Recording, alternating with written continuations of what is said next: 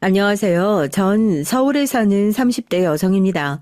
얼마 전까지만 하더라도 그래도 가정을 꾸리고 사는 유부녀였는데요. 지금은 이혼한 이혼녀가 됐지만요. 뭐 영원한 사랑을 믿을 나이도 아니고 그리고 그 사람만 평생 사랑하겠다 이런 약속을 믿는 순수한 사람은 아니지만 그래도 이런 식으로 남편과 이혼하게 될 줄은 몰랐습니다. 이렇게 얘기하면 남편이 뭐 바람이 나서 이혼을 했나 하실 수 있는데 그런 문제는 아니었어요. 남편이 물론 잘못하긴 했지만 가장 큰 문제는 남편이 아니라 저희 시댁 식구들이었으니까요. 뭐 물론 남편이 중간에서 자신의 역할을 충분히 잘 했다면 이렇게 이혼을 하게 되지 않았을 테니 남편의 잘못이 아예 없다고는 할 수 없겠지만요. 오늘 얘긴 제가 남편과 어떻게 이혼하게 됐는지, 그리고 그 거지 같은 시댁에서 제가 어떻게 복수를 하는지에 관한 내용입니다. 아마 지루할 틈이 없는 얘기가 될 것 같네요. 그러니 제 얘기 마지막까지 꼭 들어주셨으면 좋겠습니다. 우선 제가 남편과 어떻게 만나서 결혼했는지부터 짧게 얘기해드려야 될 것 같네요. 제가 먼저 남편을 좋아했어요. 전 원래 성격이 좋은 걸 참지 못하는 성격이거든요. 그래서 남편에게 제가 더 적극적이었죠. 남편도 절 마음에 들어 했고 연애까진 굉장히 자연스러웠습니다. 남편과 제 조건이 표면적인 부분에서 차이가 꽤 나는 편이긴 했어요. 전 유명한 대학을 나오지도 않았고 흔히들 얘기하는 집안도 대단하지 않았거든요. 부모님은 돈은 조금 있으신 편이라는 것 빼곤 뭐 하나 내세울 게 없긴 했습니다. 그 돈도 남편에겐 부모님이 부자다 뭐 이런 얘기 하지 않았으니 남편은 모르는 일이었고요. 반면 남편은 좋은 대학을 나와 좋은 직장을 다니는 사람이었습니다. 게다가 부모님 두 분 모두 전문직에 종사하셨고요. 집안에 돈도 꽤 있는 것 같았고요. 왜 그냥 그런 건 느껴지는 법이잖아요. 게다가 남편은 저처럼 숨기는 것도 아니었으니 말이죠. 뭐 저희 부모님이 돈이 꽤 있으시다는 걸 일부러 숨긴 건 아닙니다. 하지만 막 어디에 드러내놓고 할 일도 아니긴 했어요. 지금은 그만두시긴 하셨지만 그 돈 자체를 굉장히 막 깨끗하게 번 돈은 아니긴 했거든요. 돈놀이도 좀 하시긴 했고 아무튼 그다지 합법적인 방법으로 버신 건 아니었기 때문에 막 어디에 내놓고 얘기하기 조금 그랬던 것 같아요. 게다가 언젠가 아빠가 이런 얘기를 하신 적도 있고 말이죠. 다시 과거로 돌아가면 그냥 남들처럼 평범하게 일해서 평범하게 돈을 벌고 그런 삶을 살고 싶어. 돌이켜보면 부끄러운 짓 참 많이 했지. 자식인 저에게 구체적으로 어떤 일을 해서 돈을 벌었고 또 무슨 잘못을 저질렀는지 다 얘기를 해주시진 않아요. 아마 본인들이 정당하지 않게 번 돈이라고 생각해서 그런다고 생각합니다. 그래서 지금은 어디에 기부도 많이 하시고 나름대로 좋은 일을 굉장히 많이 하고 계세요. 그게 과거의 업을 씻는 일이라 생각하시는 것 같고요. 뭐 구체적으로 생각하시는 걸 들어본 적은 없지만요. 부모님이 그렇게 나오시니 저도 자연스럽게 저희 집안의 부를 어디 가서 자랑하든 얘기를 하진 않습니다. 그리고 그런 걸 조금 경계하고 안 좋게 생각하는 편이기도 하고요. 그래서 저희 집안은 겉으로 보기엔 그냥 평범해 보여요. 서민의 가정처럼 말이죠. 반면 남편의 집은 겉으로 봤을 땐 굉장히 화려했습니다. 강남의 비싼 아파트에 살고 있고 또 부모님이 두 분 모두 좋은 대학에 좋은 직장을 다니셨고 남편의 직장은 물론이고 남편의 남동생은 의사였으니까요. 금수저 흔히들 이렇게 말하는 집안이긴 했어요. 전 저희 부모님의 재산을 남편에게 말할 생각이 없었거든요. 엄마 아빠가 그 부분을 부끄러워하신다는 걸 알고 있었기 때문에 굳이 얘기하고 싶지 않았습니다. 그래서 남편은 저희 집을 그냥 평범한 서민 가정이라고 생각했고 말이죠. 그래서 전 당시엔 결혼이 조금 쉽지 않을 수도 있겠다고 생각을 하긴 했던 것 같아요. 하지만 하고 싶긴 했습니다. 남편이 조건이 좋아서도 또 남편이 뭐 대단히 좋은 사람이어서도 아니었어요. 그저 제가 남편이 참 좋았거든요. 뭐 남들은 여자가 더 좋아하면 안 된다. 결혼은 남자가 더 좋아해야 행복한 거다. 그런 말들을 하기는 했지만 제가 좋으니까 그런 말들이 귀에 잘 들어오지 않더라고요. 제가 먼저 결혼하자고 했습니다. 사실 많이 망설이긴 했죠. 조건 차이가 꽤 나는 편이니까 거절당할 수도 있겠다 생각했거든요. 하지만 남편은 거절하지 않았습니다.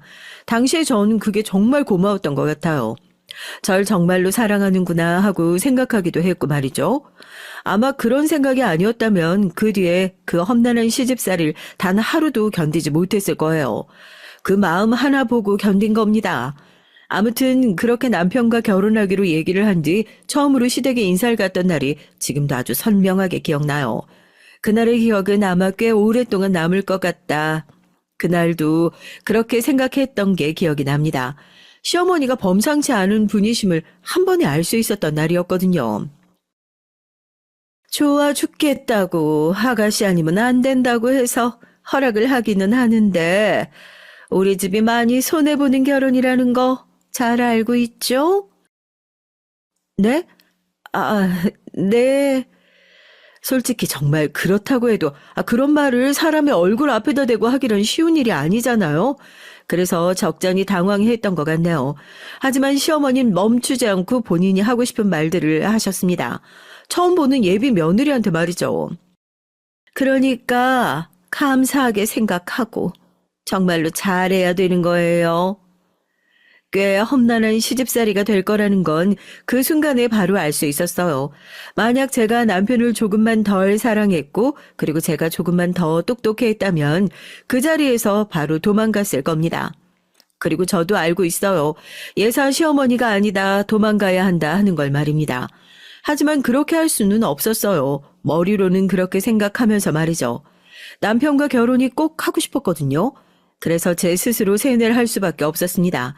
살다 보면 괜찮아질 거라고, 언젠가 시어머니도 저를 좋아하게 되는 날이 올 거라고, 그렇게 말이죠. 인간이란 쉽게 변하지 않고 또 시어머니는 변할 마음도 없었던 사람이라는 걸 나중에 깨닫게 됐지만 말이죠. 돌이켜보면 저희 부모님께도 굉장히 죄송한 결혼이었어요. 받고 싶은 게 참 많았는데 이런 걸 요구할 수가 없겠네요. 아니요, 해드릴 수 있습니다. 형편 뻔히 아는데 제가 그런 걸 요구하면 주변 사람들이 뭐라고 하겠어요. 이래서 결혼은 비슷한 사람들끼리 하라는 건데. 예비 사돈인 저희 엄마를 앞에다 두고 그런 말을 서슴없이 하셨던 분이셨으니까요. 오죽하면 엄마가 저에게 이런 말을 했을 정도입니다.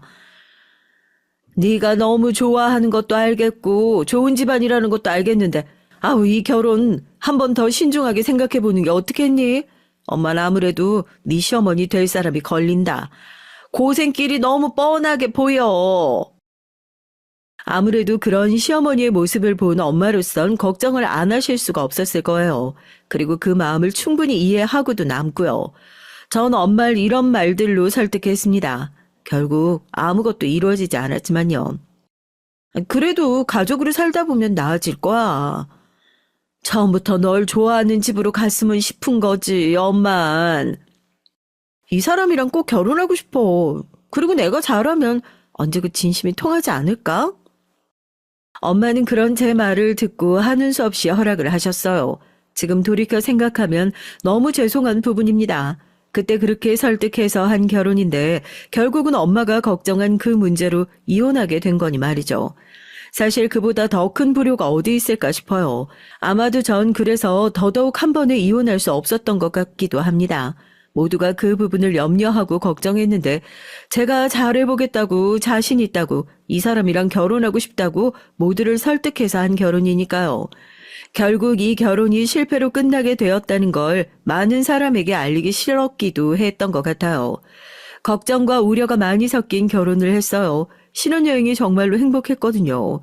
이 결혼을 안 했으면 어쩔 뻔했나. 남편과 함께라면 뭐든 다 이겨낼 수 있을 것 같다 하는 생각이 들 만큼 말이죠. 하지만 그런 생각도 신혼여행을 다녀오고 나서 바로 현실의 벽, 아닌 벽에 부딪혔습니다. 너는 신혼여행을 그 좋은 곳으로 다녀왔으면 감사함의 표시를 제대로 해야 될 거 아니니? 이게 뭐냐 이게? 전 나름대로는 신경 쓴다고 쓴 선물이었어요. 명품 가방이었거든요. 엄청나게 비싼 가방은 아니었지만 그래도 500만 원은 거뜬히 넘는 가방이었습니다. 그래서 전 그런 소리를 들을 거라곤 상상도 정말 못했어요. 남편도 그랬고요. 언감생신, 네가 우리 아들, 우리 집안 덕 아니었으면 그렇게 좋은 나라로 그렇게 좋은 곳만 다니는 신혼여행을 갈 수 있었겠니? 그러면 그 감사함을 알고 응당 보답할 줄도 알아야지. 이게 뭐야? 이게? 이런 걸 들고 나가라는 거야? 너한테는 이런 게 좋고 비싼 거지. 어디 가서 신혼여행 선물로 며느리가 이런 걸 가지고 왔다고 말도 못 꺼낸다, 나는. 그러면서 그 가방을 거실 한쪽으로 던지듯 내팽개치더라고요. 전 사실 그런 상황을 상상도 못 해봤기에 아무 말도 하지 못하고 어버버거릴 뿐이었어요. 그리고 다행히도 그땐 남편이 나서서 수습을 하기는 했습니다. 엄니, 마음에 안 드시면 다른 걸 사오라고 하시던지 아니면 나중에 가서 바꾸시던지 그것도 아니면 나중에 따로 저한테 말씀을 하시던지 하시지. 남이 기껏 사온 선물을 마음에 들지 않는다고 면제라도 되고 그렇게 던지시는 건 아닌 것 같습니다. 뭐? 어머님께서 늘 교양 품위 얘기하시잖아요. 이게 그런 행동은 아닌 것 같은데요? 이게? 전 500만 원도 과하다고 그보다 더 가격이 덜 나가는 걸로 하자고 한 건데 이 사람이 그 정도는 해야 자기 마음 편할 것 같다고 해서 사온 거예요. 정작 자기 아들은 더 싼 걸 사려고 했다는 그 말에 시어머니가 입을 다물더라고요. 500만 원이 누구 개 이름도 아니고 그 정도는 되는 가격의 가방을 들고 나가기 부끄럽다고 하시면 어떡합니까? 막말로 저희 집이 재벌도 아닌데요. 그리고 재벌들도 그보다 싼 가방 들고 다녀요. 자신의 아들의 말엔 뭐라 반박도 하지 못하고 듣고만 있더라고요. 그렇게 보이는 것에만 집착하시는 거 전 어머님 그렇게 생각하지 않았으니 그만하세요. 저 정말로 어머님께 실망할 것 같습니다. 그 어떤 말보다 무서운 말이었어요. 자기 아들에게 실망할 것 같으니 그만하라는 말은 말입니다. 차라리 화를 내고 소리 지르는 것이 낫겠다는 생각이 들 만큼이요. 그리고 저와 같은 감정을 시어머니도 느끼신 것 같더라고요. 그날은 바로 사과를 하셨거든요. 그래, 내가 좀 과했던 것 같구나. 물론 좀 과했다고 생각하시진 않지만요. 제일 친한 친구가 신혼여행 선물로 너무 좋은 가방을 받았다고 자랑을 해서 나도 모르게 눈이 뒤집혔던 모양이다. 미안하구나. 사실 전 그때 그 사과가 다는 아니더라도 어느 정도는 진심이 섞인 사과라고 생각했던 것 같아요. 진심으로 남편의 그 말에 움찔하는 것도 보였고 또 그렇게 구체적인 상황도 말씀하시기도 했고요. 하지만 아니었습니다. 그 순간을 모면하기 위해서 둘러댄 말일 뿐이었어요. 자기 아들에게 그런 엄마로 남고 싶지 않은 그런 이기심 때문에 말입니다. 그 이후로는 남편이 있을 때가 아닌 남편이 없을 때 절 괴롭혔거든요. 남편 앞에선 잘해주는 척 하면서 말이에요. 정말 못된 분이시죠. 한 번은 이런 일이 있었어요. 시어머니가 어느 날 뜬금없이 전화해서 집에 좀 오라고 하더라고요. 그날이 주말이긴 했지만 저도 미리 약속된 일정이 있었습니다. 그래서 잠시 망설이긴 했지만 그 약속 일정을 깨고 시댁으로 갔죠. 밉보이는 짓을 조금이라도 덜 하고 싶었거든요. 오늘 집 대청소 좀 하고 음식도 싹 해놔라. 네? 오늘 저녁에 집에 손님들이 오실 예정이라 그래. 네가 좀 해. 그게 아마 처음으로 저에게 집안일을 다 시킨 날이었을 거예요. 하루 종일 시댁을 쓸고 닦고 그걸로도 모자라서 음식을 다 했던 게 기억이 나네요.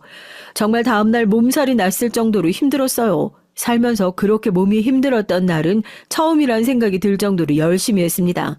물론 시어머니는 손님들이 오시기 전에 얼른 집으로 돌아가라고 하셨지만 그게 제가 힘든 게 걱정돼서가 아닌 초대한 손님들에게 저를 보이기 부끄러워서 그랬다는 것도 알았지만 그래도 잘 해내서 다행이라고 이걸로 점수 좀 땄을 수도 있을 것 같다고 바보같이 기뻐했던 게 생각이 나네요. 물론 시어머니는 아니었지만요. 넌 집에서 신부 수업 같은 건 안 받아봤니? 요즘 어느 시대인데 딸이라고 집에서 신부 수업 따로 받는단 말입니까? 제가 무슨 소리를 하시냐는 얼굴로 시어머니를 바라봤죠. 그날 음식이 너무 짜서 다들 물을 한 바가지씩 먹었다. 내가 부끄러워서 죽는 줄 알았다고. 집안도 학력도 직업도 뭐 하나 볼품이 없으면 집안일이라도 잘해야 되는 거 아니니? 어쩜 이렇게 단 한 톨도 마음에 드는 구석이 없어? 지금은 알고 있습니다. 그 말은 모두 저에게 시비를 걸고 싶어서 트집을 걸고 싶어서 했던 말이라는 것을요. 그날의 전 조금이라도 시어머니에게 예뻐 보이기 위해 최선을 다해 요리했고 간도 많이 봤어요. 제 입맛이 약간 싱겁게 먹는 편이라서 음식이 싱거우면 싱거웠지 짜지 않을 거라는 것도 알고 있습니다. 그리고 나중에 그날 초대되어 제 음식을 드셨던 분에게 직접 그날 너무 맛있었다고 이런 훌륭한 며느리인 어디서 보셨냐고 궁금해서 물어봤더니 바쁜 일이 있어 먼저 갔다고 했다고. 그래서 인사를 못해 아쉬웠다고 저에게 직접 얘기를 해주신 분도 있었고요. 그 말을 옆에서 듣고 있던 시어머니의 얼굴이 굉장히 머쓱했던 것으로 보아 그 말은 진짜였을 거고 말이죠. 돌이켜보면 정말 많은 일들이 있었어요. 저에게 약속 장소를 잘못 알려줘서 저 혼자만 다른 곳에 가 있었던 적도 있었고 일부러 저에게만 연락을 하지 않은 적도 있었습니다. 그나마도 처음엔 실수인 척 하더니 나중엔 제 앞에서 대놓고 얘기를 하더라고요. 나는 네 얼굴 보는 게 싫고 불편하다. 그러니까 네가 알아서 나오지 말거라. 이렇게 말이죠. 하지만 정말로 나가지 않으면 불호령이 떨어졌어요. 아니 너는 와야 할 자리와 그렇지 않은 자리 구분도 못하니? 공부를 못했으면 그런 머리도 안 돌아가는 거야? 나는 살다 너같이 멍청하고 맑게 못 알아듣는 애는 처음 본다. 이렇게 말이죠. 그런 말을 듣는데 어떻게 멀쩡할 수 있었겠어요. 당연히 상처 많이 받았습니다. 그리고 울기도 많이 울었고요. 하지만 남편에겐 내색하지 않았어요. 한동안은 말이죠. 이제 와서 돌이켜보면 남편도 처음엔 제가 얘기하지 않으니 얘기하지 않은 제 의견도 존중해서 모르는 척 한 거였지만 나중엔 본인이 귀찮아서 모르는 척 한 거더라고요. 누군가에게 이유 없이 미움을 받아보신 적이 있으신가요? 보통 그런 미움을 받으면 이런 생각들을 하실 겁니다. 내가 무언가를 잘못해서 미움받는 것도 아닌데 뭘 그렇게 신경을 써. 그냥 무시하고 말지. 하고 말이죠. 하지만 그걸 정말로 당하면요. 그런 생각이 안 들어요. 이유가 없으니 뭘 고쳐야 할지도 모르겠고 이유가 없으니 이게 언제까지 지속될 건지도 모르겠고 말이죠. 그런 상태가 지속되면 정신적으로 굉장히 힘들어지는 것 같아요. 그리고 그러면서 제가 아닌 게 되는 것 같습니다. 결혼 전에 저는 그래도 남들 앞에서 자신감 있게 얘기도 하고 어디 가서 주눅 들고 눈치 보고 그런 사람 아니었거든요. 그런데 시어머니께서 그렇게 학대 아닌 학대를 받는 세월이 몇 년 되다 보니까 사람의 성격이 바뀌더라고요. 오죽했으면 오랜만에 보는 친구들이 놀랄 정도로요. 너 성격이 좀 달라진 것 같다? 그래? 원래 이렇게 조용한 타입 아니었지 않나? 시집가면 원래 성격도 바뀌는 거야. 친구들끼린 그렇게 농담으로 넘겼지만 아마 그 친구들도 알았을 거예요. 그 변화가 저에게 긍정적인 변화는 아닌 거라는 걸 말이죠. 그렇게 억지로 버티듯 그리고 견뎌내듯 하루 이틀 버텨가던 저에게 또 다른 변화가 일어났습니다. 바로 남편의 하나뿐인 동생인 도련님이 결혼한다고 여자를 데리고 온 것이었어요. 앞서 얘기했듯 도련님은 의사였습니다. 시어머니의 자랑이었죠. 어딜 가나 우리 의사들 거리셨거든요. 남편의 학벌이나 직업도 굉장히 자랑할 만한 것이긴 했지만 그래도 의사인 못 미치긴 했으니까 말이죠. 그런데 그런 의사 아들인 도련님이 데리고 온 여자도 다름 아닌 의사였습니다. 당연히 시어머니의 입이 귀에 걸릴 만했어요. 게다가 그 예비 둘째 며느린 집안도 잘 산다고 하더라고요. 시어머니가 너무 좋아하실 만한 조건들이긴 했습니다. 내가 며느리 복은 없는 줄 알았더니 그것도 아닌가 보구나. 그렇게 제 얼굴에 대고 예비 둘째 며느리가 인사도 오기 전부터 절 깎아내리셨으니까요. 사실 그런 생각은 속으로 누구나 할 수 있지만 그걸 밖으로 그것도 당사자 앞에서 하는 것이 어지간한 성격으로는 가능한 건 아니잖아요. 앞으로의 생활이 걱정되지 않았다면 그건 거짓말일 겁니다. 너무 걱정됐어요. 오죽하면 여태 한 번도 남편에게 관련 얘기를 하지 않았다가 처음으로 그 얘기를 했을 정도였으니까요. 돌아온 남편의 반응이 너무 충격적이라 기억이 나네요. 나 정말 진지하게 걱정돼. 그래도 손아래 동선데 그 앞에서 대놓고 날 무시하면 앞으로 내가 어떻게 숨을 쉬고 살겠어? 그러게 당신이 좀 잘하지 그랬어. 순간 그 말을 듣고 멍해지는 기분이 들었습니다. 저도 모르게 하고 되물었던 기억이 나네요. 정말 저도 모르게 나온 말이었어요. 너무 놀라서 말이죠. 결혼한 지가 이제 5년이 다 돼가. 그런데도 당신 어머니한테 요만큼도 인정 못 받는 거잖아. 그런 걱정까지 할 정도면, 그러면 원인이 당신한테 있는 게 아닐까? 내가 대체 뭘 잘못했는데? 당신이 그렇게 바보처럼 다 들어주고 있으니까 더 무시하는 걸 수도 있잖아. 당신 말처럼 이제 손아래 종서도 들어오는데 앞에서 대놓고 무시하시면 당신 체면만 체면이야? 내 체면은 뭐가 돼?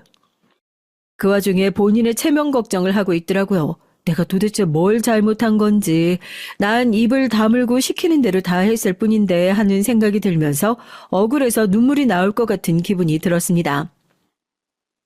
말 잘 들은 것도 죄야? 내가 대체 뭘 그렇게 잘못했는데? 당신이 여지를 준다고는 생각 안 해? 내가? 내가 무슨 여지를 주는데? 당신 말은 내가 무시당할 만한 이유가 있다는 말이야? 지금 그 말이 하고 싶은 거냐고. 남편이 절 보고 숨을 한번 몰아쉬더군요. 그리고는 이렇게 대답했습니다. 뭐? 이유가 있다고 생각한다고 됐냐? 대답이? 남편은 그렇게만 얘기하고 서재로 들어가더군요.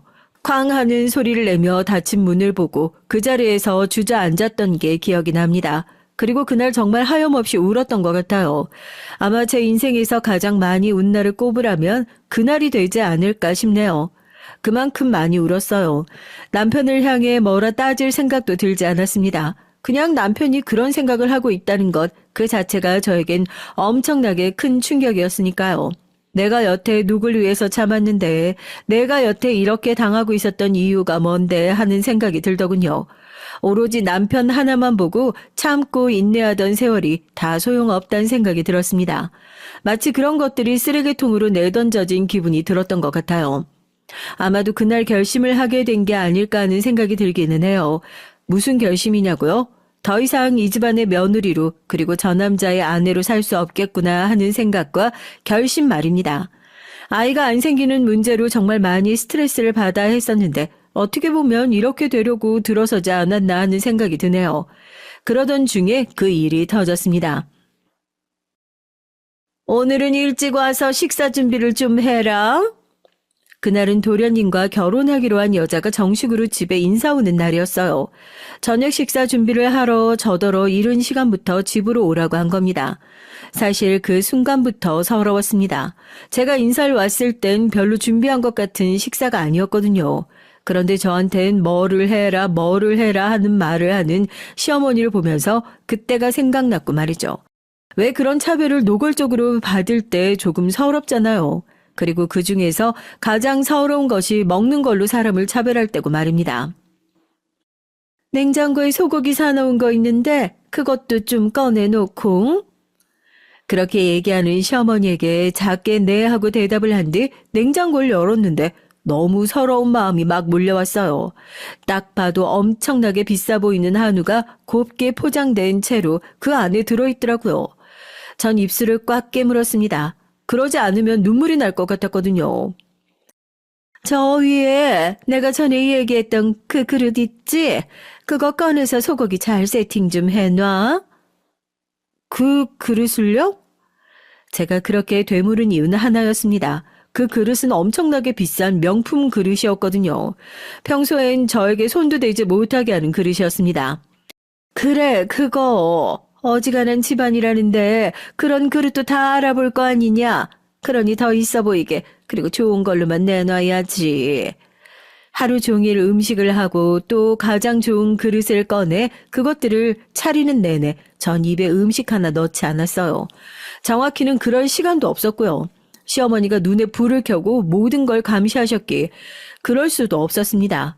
준비를 하면서 서러운 마음이 들긴 했지만 그래도 꾹 참았죠. 그리고 힘들게 일을 하다 보니 그런 마음보다도 그냥 힘들다, 빨리 끝났으면 좋겠다 이런 마음이 앞선 것도 있고 말이죠. 무엇보다 하루 종일 아무것도 먹지 못해서 배가 상당히 고팠습니다. 나 요 앞에 과일 예약해둔 게 있는데 그거 받으러 나갔다 오마. 넌 마무리나 하고 있어. 시댁에서 늘 자주 사 먹는 과일 가게가 하나 있었거든요. 집 앞에 있는 가게였는데 뭐 유기농 과일만 취급한다고 했나? 아무튼 그런 가게였습니다. 그곳에 미리 과일까지 예약해둔 모양이더라고요. 힘든 일은 거의 다 마무리되기도 했고 배도 상당히 고팠고요. 그리고 잘 세팅이 된 소고기를 보고 있으니 욱하는 마음이 생긴 것도 같네요. 아마 평소라면 저도 그러지 않았을 텐데 그날은 너무 마음이 힘들고 서러웠습니다. 약간 그런 마음 있잖아요. 넌 모르지? 내가 먼저 손댔다. 뭐 그런 마음이요. 괜히 그러고 싶었습니다. 그래서 소고기를 몇 점 구워 먹어버렸어요. 지금 와서 돌이켜 생각해보면 왜 그랬는지 모르겠어요. 하지만 그때는 괜히 그러고 싶었습니다. 시어머니가 시간이 조금 걸리실 거라고 생각하기도 했고 말이죠. 하지만 아니었어요. 이게 무슨 냄새야? 구워 먹고 얼마 지나지 않아서 시어머니가 바로 들어왔습니다. 냄새가 하나도 빠지지 않았을 때 말이죠. 그리고 왜 소고기는 구우면 그 특유의 소고기 냄새가 나잖아요. 바로 알아차리시더라고요. 너 고기에 손댔니? 시어머니가 굉장히 날카로운 얼굴과 말투로 저에게 쏘아붙이듯 물었습니다. 전 순간 겁이 나기도 했지만 그래도 욱하는 마음이 더 셌던 것 같아요. 네. 라고 대답했거든요.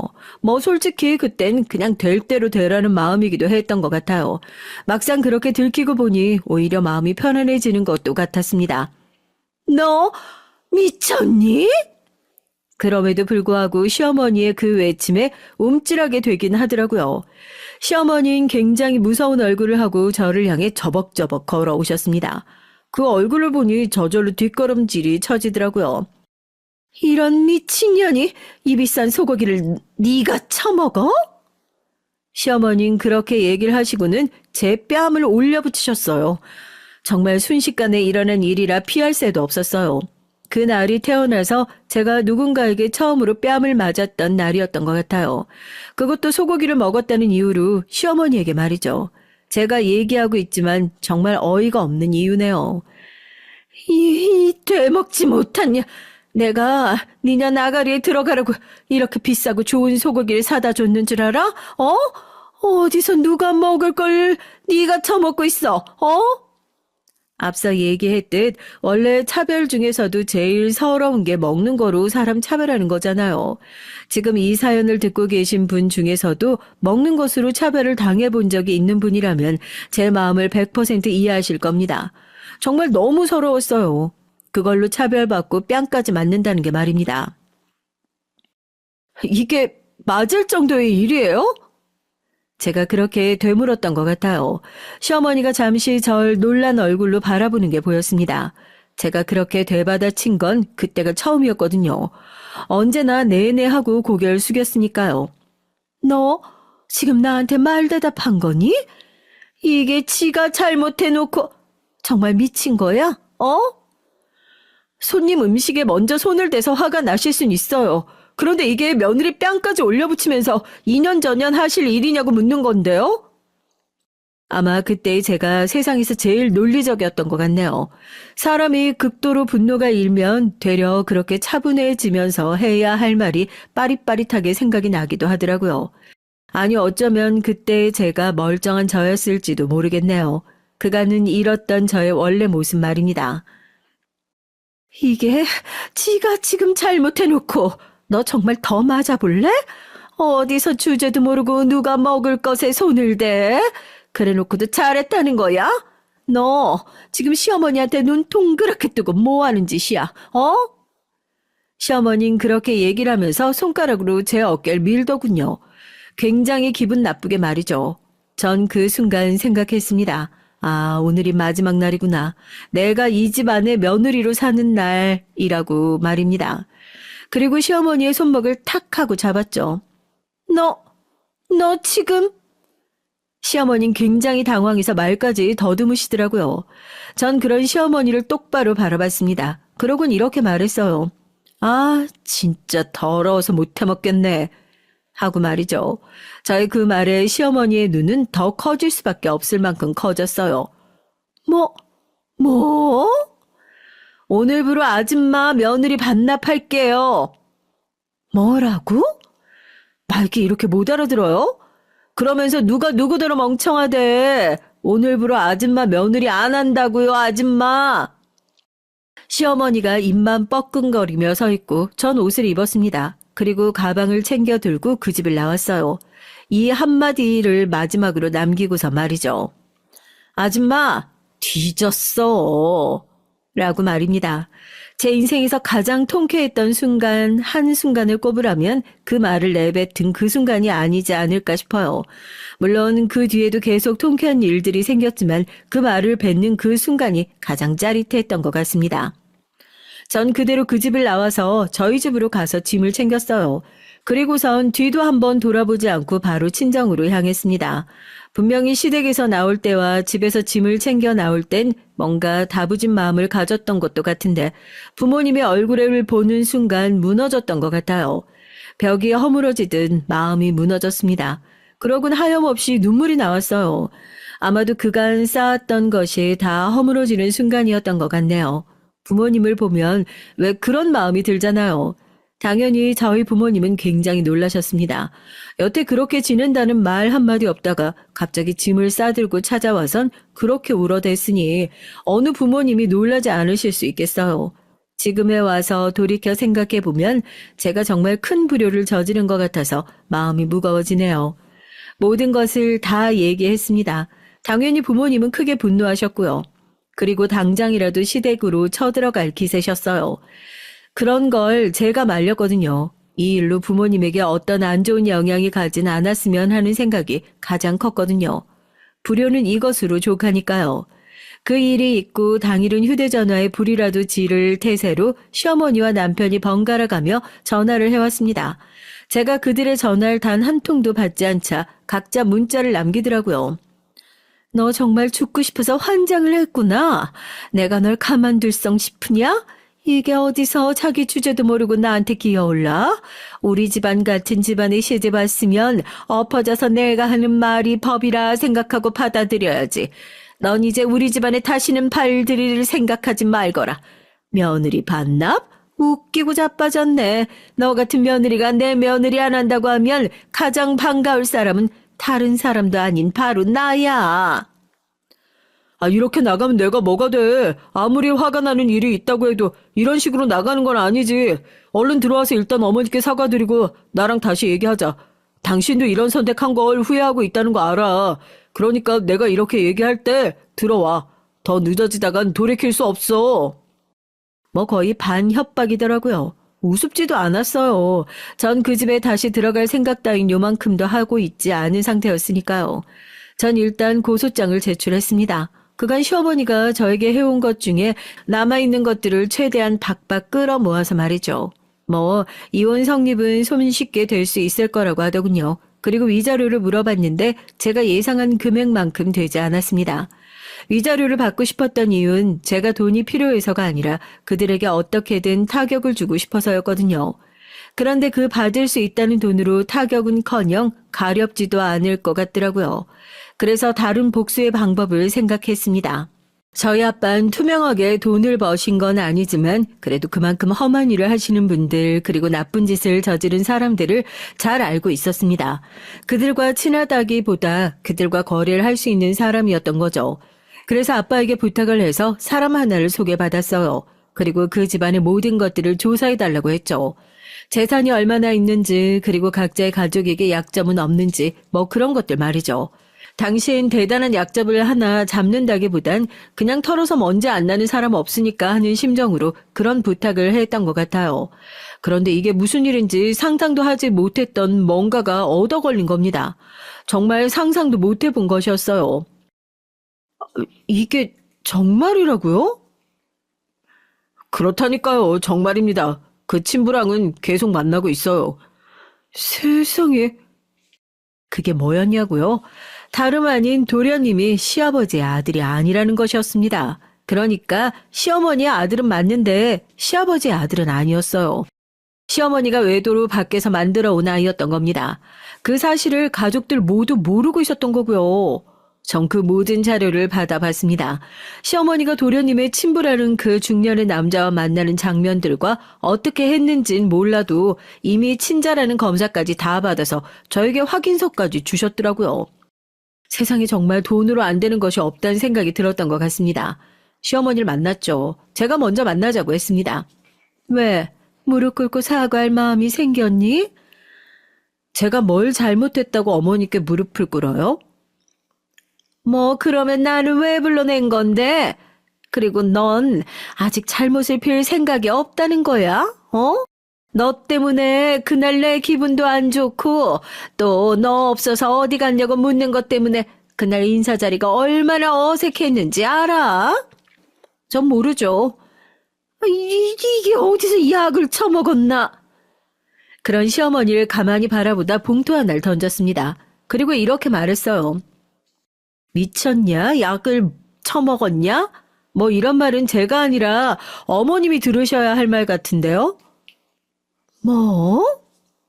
시어머니는 그게 무슨 개소리냐는 얼굴로 절 가만히 바라보다 제가 던진 봉투를 집어들었습니다. 그러곤 그 안에 들어있는 걸 확인하기 시작했어요. 전 안에 든 것을 확인하는 시어머니 얼굴을 유심히 관찰했고요. 아, 아니, 이게 어떻게... 아니, 시어머니의 얼굴이 이내 하얗게 사색이 되어가는 걸 볼 수 있었습니다. 정말이지 통쾌하다는 표현은 다른 때가 아닌 이럴 때 쓰는 말인가 싶은 생각이 들 정도로 통쾌한 그 자체였던 것 같아요. 일그러지는 시어머니의 얼굴을 보는 건 말이죠. 누가 누구한테 뭐라고 얘기할 처지가 아니신 것 같던데요?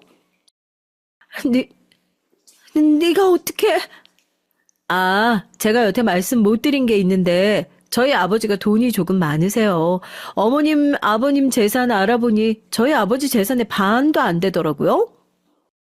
시어머니가 그게 무슨 소리냐는 듯 저를 바라봤습니다. 저희 엄마나 아빠는 늘 평범하게 하고 다니셨고 차나 집도 휘황찬란하지 않았으니 절대 그런 생각을 할 수 없었겠죠. 뭐 깨끗하고 정당하게 버신 돈이 아니라 그걸 숨기고 사시기는 하는데요. 이젠 숨길 필요가 없는 것 같아서 말씀드리는 거예요. 시어머니는 여전히 아무 말도 하지 못하고선 그 서류들을 꼭 쥐고 덜덜덜 떠시더라고요. 전 그런 시어머니를 똑바로 바라봤습니다. 그래서 저희 아버지가 그런 거 알아봐주는 사람들이랑 연이 좀 많으세요. 그냥 알아봐달라고 말만 꺼냈는데 그런 게 막 나오잖아요. 비밀로 할까도 생각해봤는데 그러기가 싫더라고요. 시어머니의 얼굴이 그런 제 말에 더더욱 하얗게 질려갔습니다. 아니 내가 어머님 같은 사람한테 왜 주제도 모르니 어쩌냐면서 무시당했던 건지 아무리 생각해도 너무 억울해서 말이죠. 외도로 밖에서 나온 아들 자기 애가 아닌 척하고 수십 년을 키워온 쓰레기 같은 인간한테? 시어머니는 제 그 말에 몸을 움찔 떨었습니다. 아마 모든 걸 잃기 직전에 그 공포감을 시어머니는 그때 느꼈을 거예요. 안락한 가정도 그리고 자식들도 그렇게 바라던 의사 며느리까지 모든 것이 무너지는 순간이었을 테니까요. 미안하다. 응? 내가 미안해. 갑자기 시어머니가 무릎을 꿇었습니다. 그런 모습을 보는데도 놀랍도록 아무 생각이 들지 않더라고요. 그냥 그런가 보다 하는 마음밖에 없고 말이죠. 네가 하라는 대로 다 하마. 제발 비밀만 지켜다오. 응? 저한테 이러봐야 이미 늦었어요. 뭐? 이미 아버님 도련님 그리고 어머님 그 잘난 예비 며느리한테까지 다 퀵으로 어머님이 손에 들고 계신 그거랑 똑같은 게 갔을 거거든요. 어머님 큰아들한테도요. 이미 시어머니를 만나기 전에 퀵서비스를 불러서 시아버지와 남편 그리고 도련님과 도련님의 여자친구에게 그 모든 사실이 든 봉투들을 보냈었거든요. 전 시어머니를 절대 용서할 생각이 없었으니까요. 뭐라고? 옛말에 이런 말 있죠? 밥 먹을 땐 개도 건드리는 거 아니라고. 그리고 먹는 거로 차별하는 것도 아니라고. 그 말이 정말 맞는 말인 것 같아요. 그럴 때 건드리거나 차별하는 것만큼 못된 사람도 없고 또 그럴 때 차별당하는 것만큼 서러운 일도 없는 것 같거든요. 전 그렇게 얘기하고서 그 자리에서 일어섰습니다. 시어머니는 멍한 얼굴로 앉아있더니 일어서는 저를 따라 일어서서는 소리를 크게 지르며 제 머리채를 잡더라고요. 야, 이년아! 하면서 말이에요. 전 한참은 머리채를 붙잡혀 있었어요. 주변에서 누군가가 신고해서 경찰이 올 때까지 말이죠. 결국 경찰이 오고 나서야 시어머니는 저에게 떨어졌습니다. 정말이지 징한 양반이란 생각이 아직도 드네요. 경찰서에는 남편이 왔습니다. 시아버지에게 연락이 갔는데 시아버지는 오지 않는다고 남편을 대신 보냈다고 하더군요. 그 얘기를 듣고 시어머니의 얼굴이 굳어지는 걸 전 봤어요. 시아버지가 제가 보낸 그 서류들을 봤을 거라는 확신이 들었습니다. 꼭 이렇게까지 해야 했어? 내가 뭐? 말로 해결하면 안 되는 문제였던 거야? 당신이랑 당신네 집안 사람들이 내 말을 들어주기나 했고 난 늘 말하고 싶었어. 그런데 들어주지 않은 건 당신과 당신 어머니고 그러니까 억울해하진 마. 그리고 더 이상 나한테 뭔가 다른 짓 하려고도 하지 말고. 나 무서운 사람들 많이 알거든? 이거 그냥 하는 말 아니니까 새겨들어. 남편은 절 보고 인상을 쓰더니 한숨을 쉬더라고요. 그런 모습을 보는데 그냥 꼴도 보기 싫다는 마음 말곤 다른 마음이 들지 않았던 것 같아요. 그 순간 깨달았습니다. 정말로 이 남자에게 마음이 다했다는 사실을 말이죠. 미련이라고는 눈꽃만큼도 남아있지 않다는 걸 확인했던 순간이었지 않을까 싶네요. 시어머니가 먼저 저에게 폭력을 행사한 거였기 때문에 제가 합의를 해줘야만 했어요. 하지만 전 그럴 생각이 없었습니다. 그래서 그냥 합의할 의사 없음을 표하고 경찰서에서 나왔어요. 시어머니가 뒤에서 저를 향해 욕지거리를 내뱉는 것이 들렸습니다. 그리고 난 뒤 시댁은 그야말로 뒤집혔어요. 다 전에 듣거나 소문으로 듣거나 한 이야기였지만 그래도 그 뒤로 시댁이 어떻게 됐는지 얘기를 해드릴게요. 아마 가장 궁금해하실 부분이라 생각이 듭니다.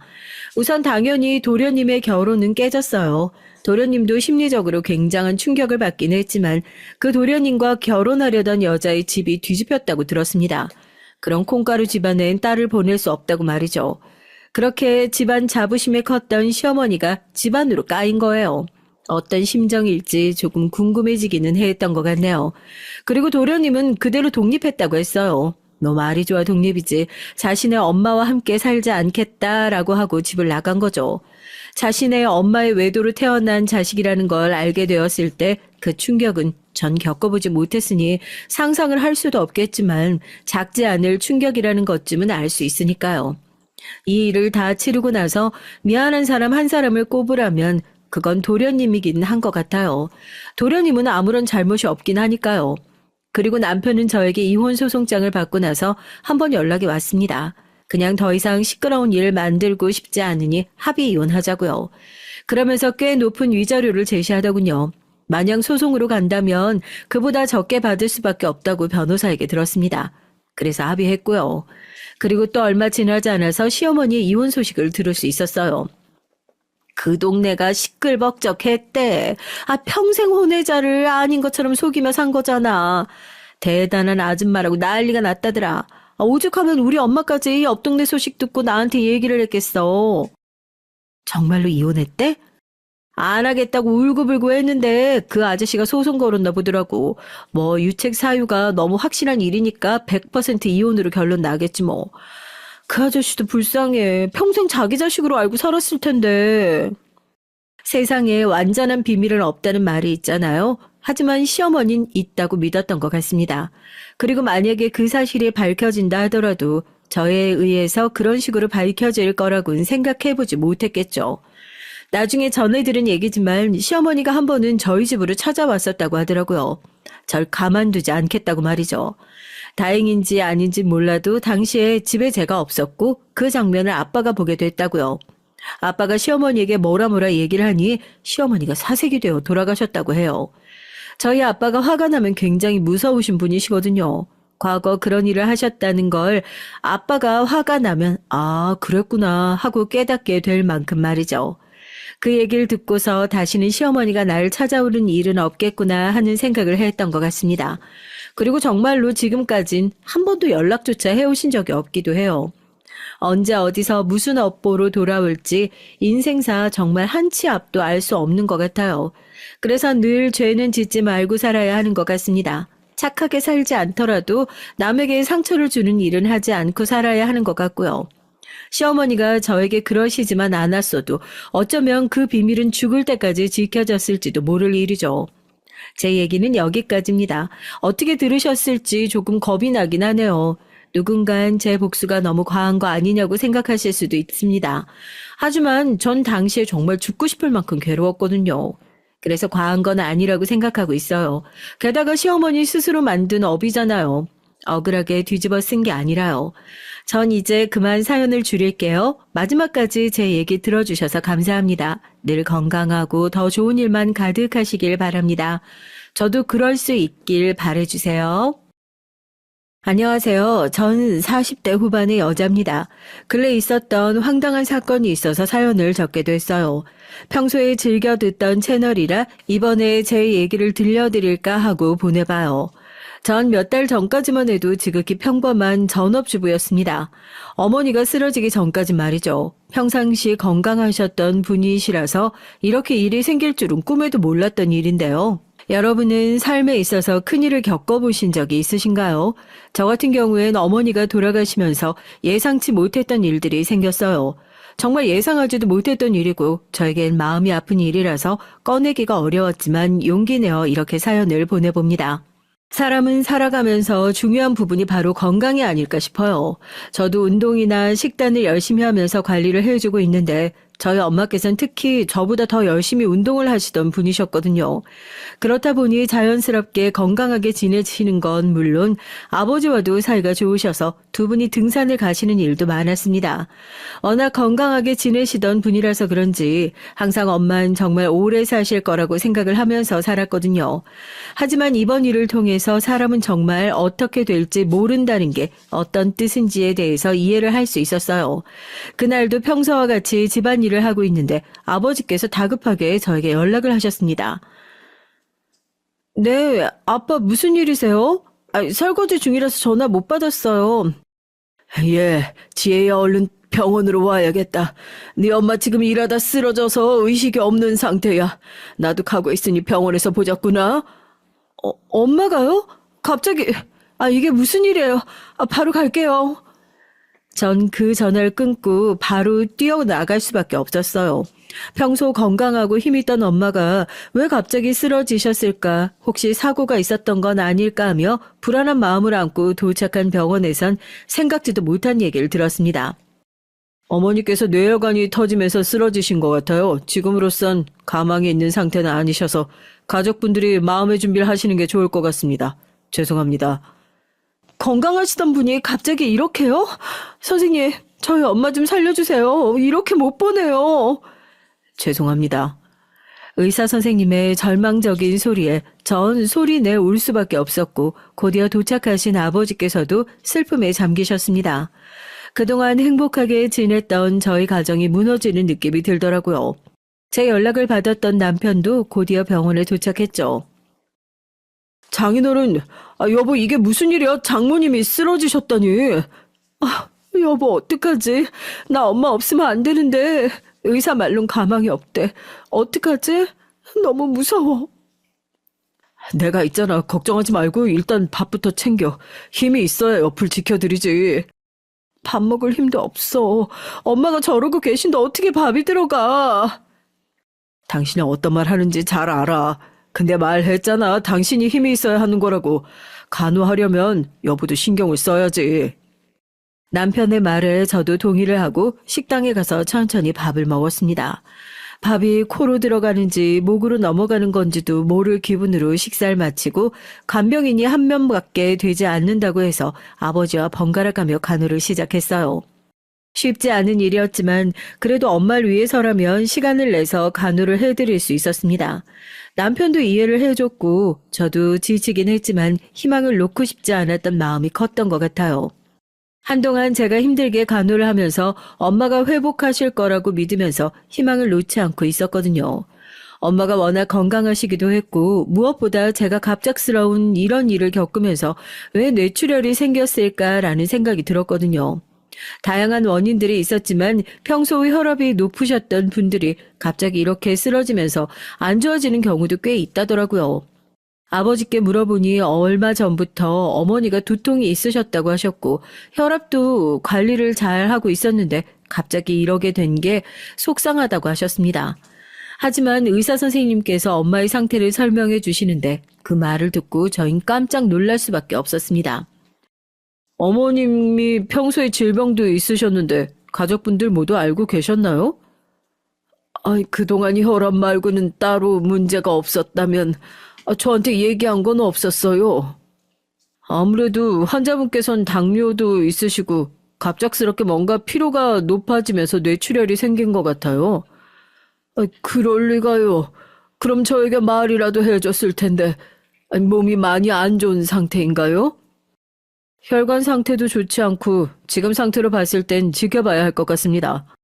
그 뒤로 간호를 하면서 회복하기를 바랬지만 저의 바람과는 달리 엄마는 하늘나라로 가셨고 정말 힘든 시간을 보냈던 것 같습니다. 준비된 이별이 아니었고 급격히 안 좋아지셔서 돌아가신 거거든요. 어떻게 사람이 이렇게 빨리 떠날 수 있을까 싶을 정도로 이해가 되지 않았고 한참을 울면서 생활했던 것 같아요.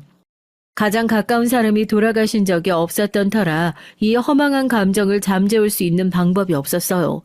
주변의 위로 역시 제 마음속에 들리지 않았고 아버지께서는 한참을 술로 보내시더라고요. 정신이 들었던 건 엄마를 보내드리고 난 뒤에 한 달 정도 지나고 나서 정신을 차려야겠다는 생각이 들었습니다.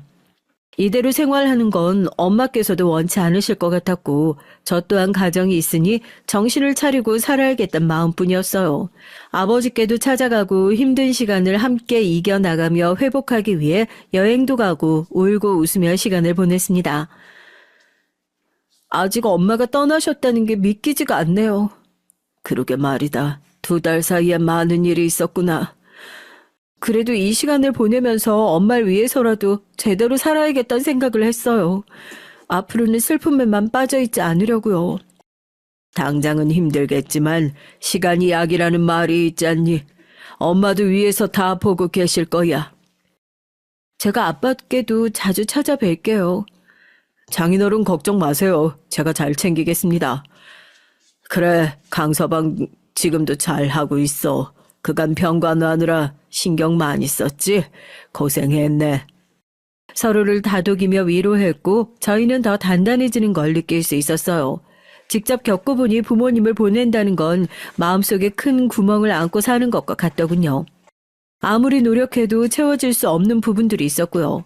그래도 남편과 아버지께서도 절 위해서 위로를 더 해주셨고 시간이 가면 갈수록 저도 조금씩은 나아지고 있다는 걸 느낄 수 있었습니다.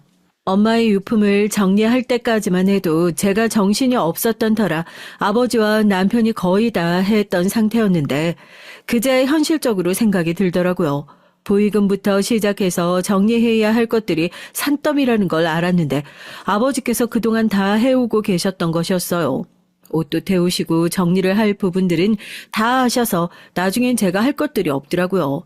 죄송한 마음도 들고 40년을 넘는 세월 동안 함께한 세월을 마음 정리할 시간도 없이 아버지께선 제가 신경을 못 쓰고 있을 때 혼자 다 감당하고 계셨습니다. 이제라도 정신을 차려야겠다는 생각에 앞으로에 대한 아버지의 얘기를 듣고 싶었어요. 평소 저희 엄마께선 주변을 챙기기 정말 좋아하시던 분이셨는데요. 그렇다 보니 이번에 장례식장에도 찾아오시는 분들이 많았거든요. 다 같이 슬퍼해 주시고 이게 무슨 일이냐면서 허망하다고 말씀하시기도 했고요. 그만큼 부의금도 많이 들어왔는데 장례 비용을 제외한 금액 중에서 아버지께서 일정 부분을 기부하고 싶으신 마음도 있으신 것 같더라고요. 엄마가 그래도 가시는 길은 안 외로우셨을 것 같아요. 그날 많이 와주시기도 했고 부의금 봉투만 해도 엄청났잖아요. 아버지는 어떻게 하고 싶으세요? 아빠는 평소 엄마가 주변 챙기는 걸 좋아했잖니. 그래서 일정 부분은 기부하는 게 어떨까 싶다. 주말마다 가던 시설이 있으니 거기에 연락해 보려고 하는데 넌 어떠냐? 전 좋아요. 엄마가 하늘에서도 기뻐하실 것 같고요. 그리고 일정 부분은 너한테 보내주마. 네 앞으로 온 것도 있고 정리해서 이번 주 내로 보내도록 할게. 네, 아빠 건강 챙기시고 또 연락 드릴게요. 꽤 많은 금액이 들어와서 어떻게 사용하면 좋을까 싶었는데 저도 그 부분에 동의했어요. 그리고 집은 어차피 아버지 명의로 되어 있는 곳이라서 혼자서 지내기로 하셨고 엄마의 물품을 준비하시면서 힘들기도 했지만 그래도 처음보단 힘들지 않으시다고 말씀을 해주시더라고요. 아마 외동딸인 제가 너무 힘들지 않도록 마음을 덜어주시기 위해 그런 말씀을 하신 것 같아요. 제가 외동이다 보니 주변 형제들이 없는 편이라 항상 엄마와 친구처럼 지내는 관계로 살았기 때문에 저에게 엄마의 죽음은 단순히 부모님이 돌아가셨다는 느낌이 아니라 제 친한 친구를 잃은 듯한 느낌을 받을 수밖에 없었어요. 그만큼 힘든 시간을 보냈는데 아버지께서도 힘든 와중에 제 생각을 해주셔서 또 거기에 부모님 마음에 대한 감사와 앞으로 제가 더 잘 살아야겠다는 생각이 들었습니다. 엄마와 함께 갔던 카페에 가서 혼자 시간을 보내기도 하고 제 나름대로 애도하는 시간을 가지기 시작했어요. 남편도 제 시간을 존중해주고 조금씩 나아지는 걸 느낄 수 있었죠. 사실 완벽하게 나아지는 건 없는 것 같지만 그래도 저는 슬픔에만 잠겨 있었다면 지금은 추억하며 엄마가 좋은 곳으로 가셨길 생각하면서 제 생활에 집중할 수 있게 되더라고요. 시간이 약이라고 하는 부분에 있어서 어떤 의미인지 제대로 느끼는 일이었던 것 같아요. 평상시 아버지와도 가깝게 지냈던 터라 같이 여행도 다니고 여유롭게 시간을 보내다 보니 전보다는 마음이 더 편해질 수 있었네요. 아버지께서도 너무 힘들어 하시진 않을까 싶었는데 다행히 잘 적응하고 계신 것 같았고요. 혼자 계시다 보니 걱정이 되는 마음에 앞서서 자주 찾아뵀었는데 요즘엔 오면 귀찮다고 오히려 오지 말라고 하시더라고요. 다행히 가족들이 모두 이전의 생활을 찾아가고 있었습니다. 엄마가 없다는 건 슬프지만 그래도 이 시간을 견뎌내면서 가족끼리 더욱 단단해졌다고 해야 할까요? 갑작스럽게 일어난 일로 인해서 서로 힘든 시간을 보내긴 했지만 남편도 옆에서 잘 챙겨주는 걸 보니 제가 결혼을 헛되이 하지 않았다고 느꼈거든요.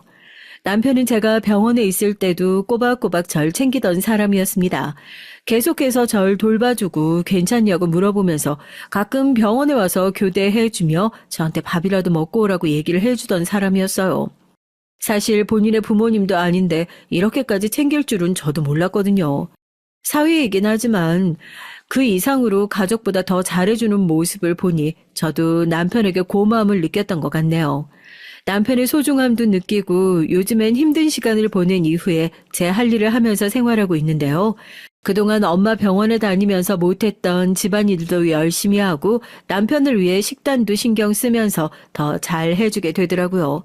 앞으로도 제 옆에 평생 남을 사람인데 이번 기회로 더 느끼게 되었던 것도 있고요.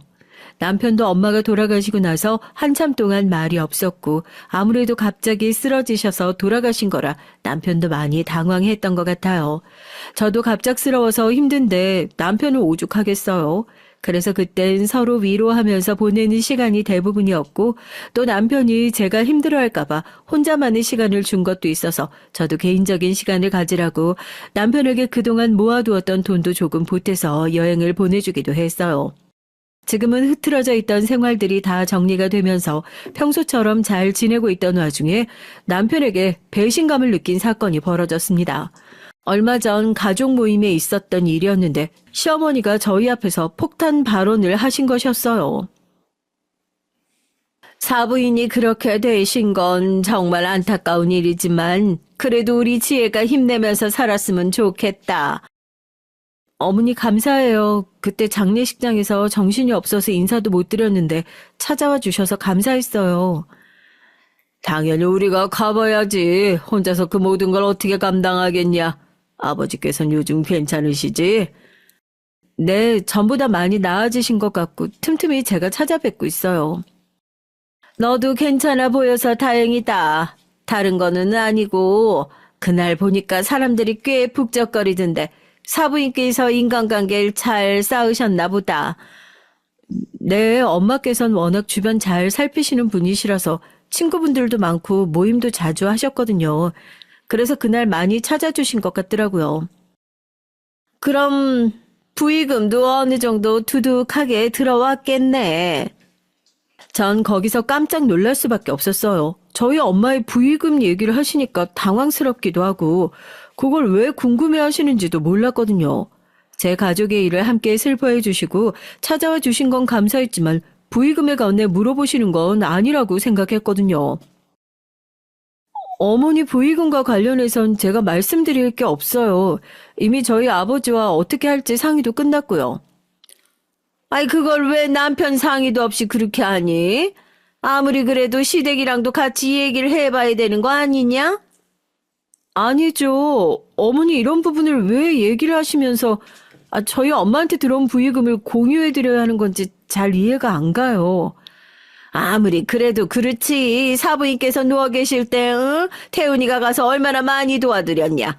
그러면 적어도 그런 상의는 남편도 같이 해야 되는 거 아니겠니? 아니, 남편한텐 공유해 줄 수 있는 부분이라고 생각이 들지만 이 문제로 왜 어머니께서 이렇게 화를 내시는지 잘 모르겠어서요. 그날 식사 이후에 있었던 대화를 통해서 알게 된 사실은 시어머니께서는 저희 엄마의 부의금을 가지고 식당을 오픈하려고 하셨던 것이었어요.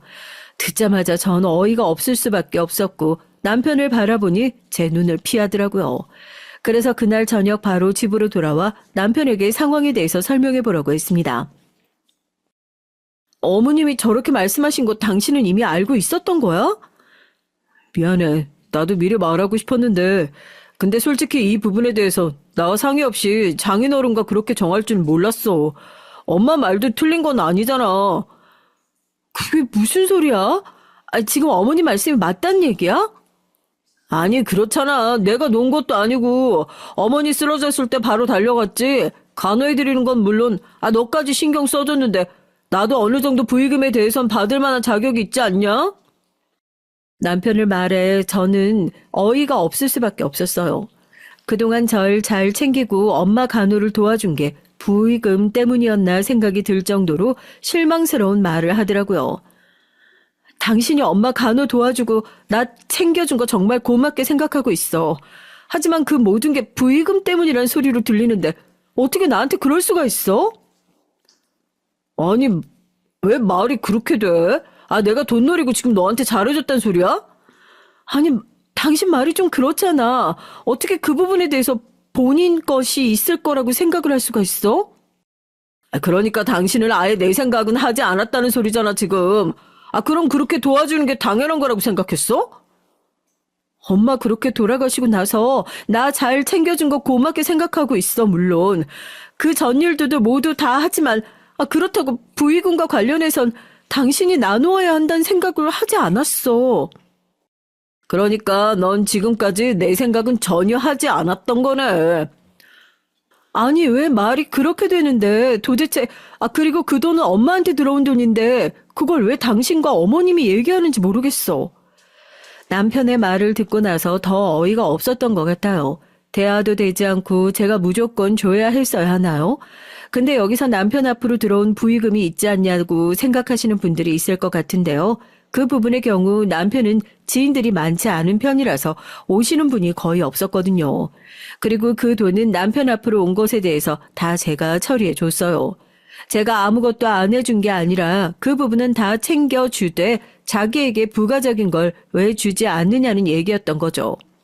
이걸 듣고 나서 제가 알던 남편이 맞나 싶을 정도로 이상했습니다. 왜 돈을 탐내는지를 이해할 수가 없었고 어머니는 그 뒤로 저에게 연락하시면서 정말 도와줄 생각이 없는지 계속 물어보셨어요. 사실 제가 도와드릴 수 있는 부분은 맞지만 엄마의 보육음으로 그렇게 쓰는 게 맞는지 잘 모르겠더라고요. 그리고 이미 아버지와 얘기를 했을 때 일정 부분은 비상금으로 남겨두고 일정 부분은 기부를 하기로 이미 말이 끝났거든요. 이 부분에 대해서 말씀을 드리니까 시부모님은 정말 난리가 났습니다. 정말 그 돈을 네가 다 가질 셈이니? 가족끼리 돕고 살아야지. 시어머니가 그동안 해보고 싶었던 일 좀 해보겠다는데 도와줄 수도 있는 거 아니냐? 어머니, 이미 그 부분은 아버지와 예전에 말이 다 끝났고요. 지금 와서 저희의 결정을 바꿀 순 없어요. 어머니, 그 돈은 오로지 저의 돈이 아니에요. 그리고 엄마가 평소에 봉사하시던 곳에 기부까지 마친 상태고요. 뭐? 기부? 그 돈을 왜 아무 알지도 못하는 사람들한테 기부를 해? 제정신이냐? 시부모를 도와줄 생각을 해야지. 그걸 다른 사람들한테 왜 주냐고. 네가 그렇게 도와준다고 해서 그 사람들이 알아주기라도 한다디? 엄마가 예전부터 다니시던 곳에 기부한 것뿐이에요. 그것도 엄마가 원하실 것 같고요. 주기적으로 계속 봉사하셨던 곳이기도 하고 예전부터 저한테 기부에 대한 생각이 계속 있다고 말씀을 하셨던 분이에요. 그리고 그 부분은 저희 아버지와 얘기해서 끝난 부분인데 그걸 왜 어머니가 지금 열을 내세요? 열은 낸 게 아니고 어이가 없어서 그러지. 응? 가족이 도와달라고 할 때는 모른 척하더니 네가 너무 괘씸해서 그런 거야. 제가 마냥 외면한 것도 아니고 저한테 도와달라고 말씀을 하신 게 엄마의 부의금을 가지고 도와달라고 말씀하신 거잖아요. 그건 안 된다고요, 어머니. 그럼 그 돈 말고 네가 나한테 큰 돈으로 도와줄 수 있는 돈이 있는 거냐? 그런 것도 아니잖아. 요즘 보험도 잘 들어놓으면 사망보험금이 잘 나온다고 하던데 그 정도면 꽤 두둑하게 주머니가 채워졌을 거 아니라고. 어머니가 지금 무슨 말씀하시는 거예요? 저한테 지금 사망보험금까지 말씀하시는 거예요? 지금 상을 치른 지 3개월도 되지 않은 저에게 그게 하실 말씀이신가요? 내가 못할 말 한 것도 아니고 가족끼리 도와줄 수 있는 거 아니겠니? 그리고 이 돈은 아버지의 노후도 생각하고 있어서 제 나름대로 계획을 세워둔 상태였거든요. 시어머니께서 그렇게 말씀하실 줄도 몰랐고 시댁 식구들에게 이 돈을 보태야 되는 이유도 전혀 모르고 있었기 때문에 당연히 생각을 안 하고 있던 부분이었는데 당황스러울 수밖에요. 그리고 필요하다고 해도 저런 식으로 사망보험금을 언급하면서 말을 하는 게 맞나요? 남편의 말에 듣고는 제가 알던 사람이 맞나 싶을 정도로 사람이 어떻게 그렇게 계산을 할 수 있는지라는 생각이 먼저 들었던 것 같아요. 전 이 일을 끝으로 남편이랑 이혼하기로 마음을 먹었습니다. 남편의 말에 충격을 받기도 했고 그동안 남편이 저한테 했던 행동들이 모두 가식적으로 느껴지기도 했거든요. 저한테 조금만 잘해줘도 돈을 받으려고 일부러 저러는 거라고 생각하고 또 제 앞에서 시어머니 편만 드니까 도저히 같이 살 수 없겠다는 생각이 들었어요. 물론 부의금을 좋은 그곳에 사용할 수는 있죠. 저희의 미래를 위해서라든지 쓸 방법들이 있는데 그게 왜 시댁 식구들한테 가야 하는지 저만 이해할 수 없는 부분인가요? 시어머니는 계속해서 연락이 와서 도와달라고 말씀하시고 남편은 오히려 은행보단 낫다고 얘기를 하니까 더 정이 떨어질 수밖에 없었습니다. 이런 부분들을 사실 아버지와 상의하기에도 혹시라도 상처를 받으시진 않을까 걱정이 됐거든요. 근데 혼자 감당하기엔 너무 큰 사건인 것 같아서 아버지에게 얘기를 할 수밖에 없었어요. 아빠, 오랜만에 연락드리는데 이런 말씀 드려서 죄송해요.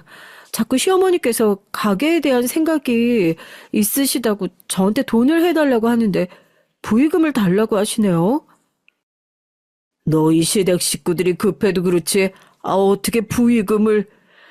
전 시댁 식구들한테까지 부의금을 어떻게 사용할지에 대해서 얘기를 해야 하는지 몰랐어요. 그래서 당황스럽고 남편까지 도와드리는 게 맞다는 식으로 말을 하니까 더 헷갈려요.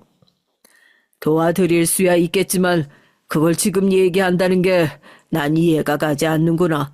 몇 년이 지나서도 아니고 당장 49제가 지나기도 전에 그런 얘기를 꺼내시는 건 아닌 것 같다. 아직도 엄마가 옆에 계신 것 같은데 시댁 식구들이 저렇게 말하니까 괜히 더 속상해지네요. 아빠 말대로 시간이 지나서 어느 정도 정리가 됐을 때 저희에게 도와달라고 얘기를 하셨다면 그땐 모르겠어요. 마음 정리라도 어느 정도 되었을 거고 좋은 일에 쓰신다면 기쁜 마음이겠지만 지금 제가 생각하는 문제는 아직 충분한 애도 기간이 지나지 않았음에도 불구하고 부의금을 언급하시면서 말씀을 하신다는 게 전 이해가 전혀 가지 않았거든요. 한동안 계속된 부의금 타령에 전 지칠 대로 지치게 됐고 이 부분은 더 이상 언급하고 싶지 않아서 남편에게 한 번만 더 얘기하면 더 이상 봐주지 않겠다고 했습니다. 더 이상 부의금에 대해서 얘기하지 않았으면 좋겠어. 그 부분은 아빠랑 이미 끝낸 부분이야. 그럼 네 몫으로 남겨둔 건 얼마나 있을 거 아니야. 그거 나한테 줘. 그 돈이 왜 당신 돈이야? 솔직히 막말로 어떻게 쓸지 알고 그걸 줘. 남편이 달라고 하면 잔말 말고 줄 것이지. 이것저것 따지면서 어머니가 돌아가시면서 남긴 거 있다고 유세 부리는 거야? 지금 나한테 유세 부린다고 했어? 지금 유세 부리는 사람이 누군데? 그 말을 끝으로 남편은 나가버렸고 그 뒤론 다른 연락을 받지 못했어요. 이제는 포기를 했을 거라고 생각하고 저도 그냥 돌아올 때까지 마음 편하게 있으려고 했는데요. 3일 정도 지났을까 시부모님을 모시고 남편이 들어왔더라고요. 어머님, 아버님 여기까지 어쩐 일이세요? 얘기 다 듣고 왔다. 남편이 큰일을 하고자 하면 도와줄 것이지. 아이, 네가 무슨 도움이 필요하다고 지금 돈을 네가 가지고 있는 거냐? 아, 왜 제가 가지고 있는 돈을 가지고 이렇게까지 해야 하는지 모르겠어요. 어머님이야말로 너무하신 거 아니에요? 아들이 필요하다고 하면 어머니가 보태주시면 되잖아요. 그리고 애초에 시작은 어머님 가게 때문에 시작한 일인데 왜 제 탓을 하세요? 며느라, 그 말이 심하구나. 그래도 우리 식구인데 식구끼리 돕고 살아야지. 어느 식구가 부의금을 탐내면서 달라고 얘기를 해요. 애초에 처음 얘기를 꺼냈을 때부터 잘못된 거 아니었나요? 어디서 그냥 또박또박 대들기나 하고 그러니까 네가 곱게 줬으면 이렇게까지 마음 상할 일 없었을 거 아니야. 그래, 여보가 잘못했지. 솔직히 어머니 아버지가 이렇게까지 너한테 말씀드리는데 도와드리는 게 맞지 않냐? 너도 이제 필요 없으니까 당장 나가. 아무리 말해도 말이 통하지 않는 걸 보니 짐승이나 다름없구나. 죄송한데 두 분도 나가주세요. 당신 아들 이대로 반품시키려니까. 어머, 아들 괜찮니? 너 지금 내 아들 친 거야? 미쳤어?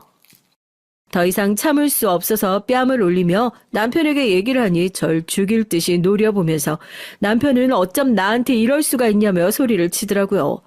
시어머니는 충격을 받으신 것 같았고 곧이어 절 잡으려고 달려드시는 걸 아버님이 막으셨어요. 돈 하나 때문에 이렇게까지 될 수 있는 것도 충격적이고 이미 있는 정 없는 정까지 떨어졌는데 같이 살 이유는 더더욱 없었죠. 야, 이혼? 하려면 해. 그 대신 자산 반반 나눠줘. 정확히 계산해서 나눠. 부의금도 마찬가지야. 아니, 그럴 일 없어. 재산 분할은 변호사 통해서 할 거고 부의금까지 너한테 나눠줄 이유는 없지. 너가 아주 돈독이 제대로 올랐구나.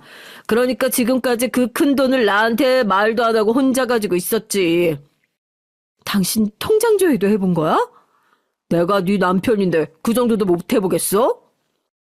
그 뒤로 남편은 저에게 되지 않는 것을 요구하면서 이혼을 요구했습니다.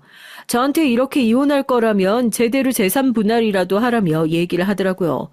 미안하다는 말 한마디도 없이 제가 뭘 잘못했는지 모른다면서 오히려 화를 내며 본인의 가족들이 잘못한 건 없다는 걸 어필했어요. 아직도 잘못이 없는 것이라고 생각하는 걸 보면서 이해할 수가 없었고 어떤 것이 문제인지를 정확하게 모르는 사람들에게 그 부분을 설명한다는 게 더 힘든 일이더라고요.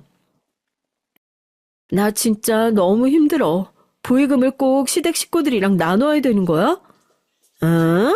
그건 무슨 소리야. 야, 난 우리 집에서만 장례 비용이랑 빼고 정리했는데? 나도 그런 줄 알았어. 그래서 엄마가 평소 봉사하시는 곳에 기부하고 이번에 정리를 싹 해뒀는데 시댁에서 아주 난리가 났어. 아니, 시댁이 장례 비용이라도 대준 거야? 아니면 남편 이름 앞으로 온 건 다 줘버리지. 당연히 그렇게 했지. 근데 갈수록 요구가 심해져. 심지어 어머님 가게를 부의금으로 하자고 했다니까. 야, 아무리 그래도 너네 어머니 돌아가신 지 얼마 되었다고 심하네. 주변 사람들에게 얘기를 해보니 미친 거 아니냐면서 저한테 언제까지 참을 거냐며 얘기를 했는데 그동안 남편이 엄마를 간호해주고 절 챙겨줬던 것에 참고 있었던 것이었거든요.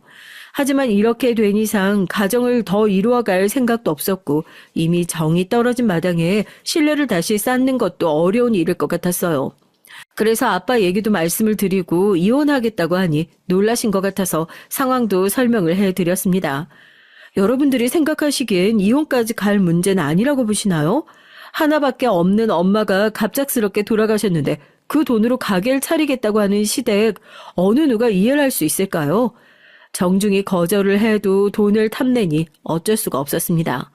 전 장담하지만 대부분의 사람이 동의하지 않을 거라고 생각해요. 왜냐하면 돌아가신 지 얼마 되지도 않았고 시간을 가지지 않은 채 그렇게 물질적으로만 생각을 한다는 게 이해를 할 수가 없었거든요. 그렇게 남편과 이혼을 준비하게 되고 전 제 돈을 지키기 위해 변호사 사무실에 찾아봤어요. 재산 분할 같은 경우에도 남편이 사실 가져갈 게 없었기 때문에 혹시 무언가를 나누어야 하나 싶었거든요. 집도 제 명의로 되어 있고 결혼할 당시에 남편이 가지고 왔던 건 금전적으로 계산을 해주는 게 나을 것 같았어요. 이런 부분들을 정리해서 남편에게 말해주니 그땐 아차 싶었는지 저한테 싹싹 빌며 얘기를 하더라고요. 이혼 서류 보이지? 그거 확인하고 작성해. 당신 정말 이렇게까지 해야겠어? 힘든 시기에 같이 버텨줬던 사람에 대한 예의가 아니지. 지금 예의 안 지킨 사람이 누군데 그런 말을 하는 거야? 적어도 충분히 엄마를 애도하고 나중에 얘기를 했어도 늦지 않았을 부분이었어. 그러면 어떡해. 이미 엄마가 그때 계약을 하고 와버렸다는데, 이제 와서 하지 말라고 할 수는 없고, 우리 돈도 많이 들어갔단 말이야. 이미 돌아가시고 난 뒤에 바로 계산이 끝난 거구나? 어떻게 그럴 수가 있어? 여보, 내가 전에도 얘기했지만, 살 사람은 살아야지. 이건 기회라고. 이왕이면 여유가 있을 때 시작하는 게 좋잖아. 말한다고 다 말이 되는 줄 아나 본데 지금 당신이 나한테 얼마나 상처를 주고 있는지 알아? 상처 나도 받았어. 어떻게 당신이 우리 가족을 이렇게까지 생각 안 할 수가 있어? 내가 언제 생각을 안 해줬는데 그동안 내가 시댁에 했던 건 아무것도 아니라는 소리야 지금? 그게 아니고 장모님이 돌아가신 이후에 말이야. 그러니까 네 말은 그거잖아. 도와주지도 않고 그 돈을 혼자 먹으려고 하니까 배 아픈 거잖아 지금. 내가 언제 배 아프다 그랬어? 그냥 서로 돕고주면 살면 좋다는 거지. 난 그 돈 너희 가족들한테 쓸 생각 1도 없으니까 서류에 사인하고 법원에서 봐. 자기야, 진짜 이번에 계약금 못 돌려받으면 우리 길바닥에 나가야 할 수도 있어. 그만큼 큰 문제야. 현실적으로 생각을 해봐. 우리가 밖에서 살 수는 없잖아. 무슨 소리야? 우리가 혹시 바닥에 나 앉아야 한다니?